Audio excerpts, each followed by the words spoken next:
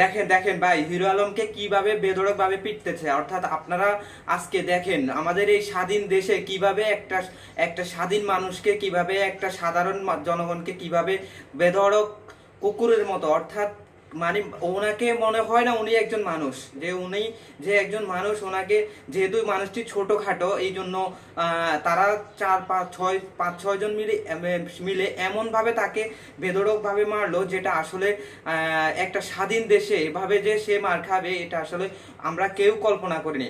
অর্থাৎ আপনারা জানেন, ও যখন সে আরাফাতের সাথে ঢাকা 10 আসনে নির্বাচন করেছিল, তখনও কিন্তু সে এরকম মায়ের মায়ের খায় নাই। আজকে যেভাবে তাকে, যেভাবে আজকে এভাবে মারা হচ্ছে, তিনি কিন্তু এভাবে ওই দিনও এত মার খান না। তিনি আজকে গিয়েছিলেন ওবায়দুল কাদের এবং নির্বাচন কমিশনার আউয়ালের বিরুদ্ধে মামলা করার জন্য।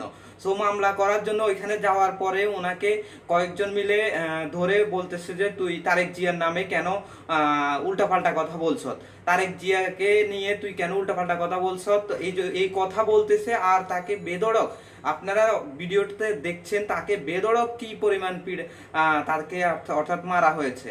সো আমরা বলতে চাই, যদি উনি অপরাধী হয়ে থাকে, একটা স্বাধীন দেশে উনি যদি অপরাধী হয়ে থাকে, আমরা বৈষম্য বিরোধী ছাত্র আন্দোলনের পক্ষে দেশ স্বাধীনতার জন্য যে যে আন্দোলন করেছি, তার পক্ষে উনিও আমাদের সাথে অনেক সময় আমরা দেখেছি সশরীরে উপস্থিত হয়েছে, বা সোশ্যাল মিডিয়ার মাধ্যমে উনি অনেক পোস্ট দিয়েছে, অনেক কথা বলেছে। সো এই দিক থেকে আমি জাস্ট ওনার পক্ষ হয়ে আজকে আপনাদের কিছু কথা বলতেছি, যে উনি যদি তারেক জিয়ার বিপক্ষে কিছু বলে থাকে, তাহলে আইন আছে, আদালত আছে, আপনি ওনার বিরুদ্ধে মামলা করেন। কিন্তু আপনি আদালতের সামনে ওনাকে এভাবে যদি আপনারা 10 12 জন মিলে মারামারি মারেন, তাহলে একটা মানুষ আসলে তাকে যেভাবে মেরেছিল আপনারা দেখেন, খুবই মর্মান্তিক একটা ঘটনা। অর্থাৎ এরকম ভাবে মানুষ মনে হয় না মানুষকে মারে। কিন্তু আমরা এক সময় দেখেছিলাম, যখন ছাত্রলীগ ছিল, তখন ছাত্রলীগ এভাবে তাকে মেরেছিল একবার, কিন্তু তারপরেও এইভাবে মারে নাই তাকে। আজকে যেভাবে 5 6 জন মিলে তাকে মেরেছে, অনেক মানুষে বসে বসে দাঁড়িয়ে দাঁড়িয়ে দেখেছে, অনেকে ভিডিও করেছে। এখন আমার প্রশ্ন হচ্ছে, আসলে কি এরা বিএনপির কর্মী ছিল? হিরো আলম বলছে যে এরা বিএনপির কর্মী, এরা তার উপরে হামলা করেছে।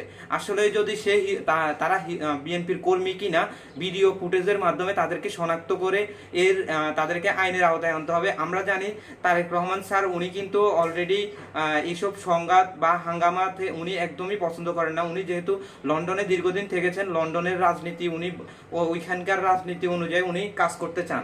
সো আমরা চাই তারেক জিয়া স্যারের আপনারা ভালো করে ভিডিও, আবার হাইরু আলম এটাও বলেছিল যে যদি আমি তারেক জিয়ার বিপক্ষে কোনো কিছু বলে থাকি, তাহলে যদি কোনো ভিডিও ফুটেজ থাকে আপনারা তার প্রমাণ দেন, আমি তাহলে জুতার মালা গলায় দিয়ে হাঁটবো।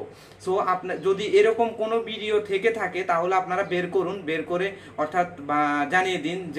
কারণ এখন যদি আপনারা ভিডিও না বের করেন বা না জানিয়ে দেন, তাহলে দেখা যায় বিএনপির ইমেজ নষ্ট হবে। অর্থাৎ তারেক জিয়া স্যারের যেহেতু বলেছে কোনো সংঘাত হবে না, আমরা শান্তিপূর্ণভাবে বজায় রাখতে চাই সকলকে, কিন্তু ওনার নাম ভাঙিয়ে কিছু দুষ্কৃতি, আমার মনে হচ্ছে কিছু দুষ্কৃতি ওনার নাম ভাঙিয়ে ওনার নাম বললে, তাহলে বলবে যে এরা বিএনপির কর্মী।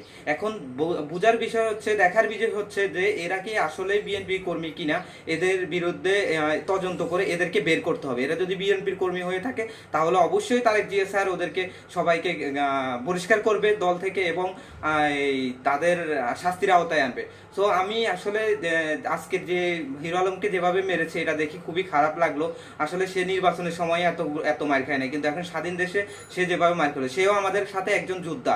সো আপনারা প্রতিবাদ করুন। আর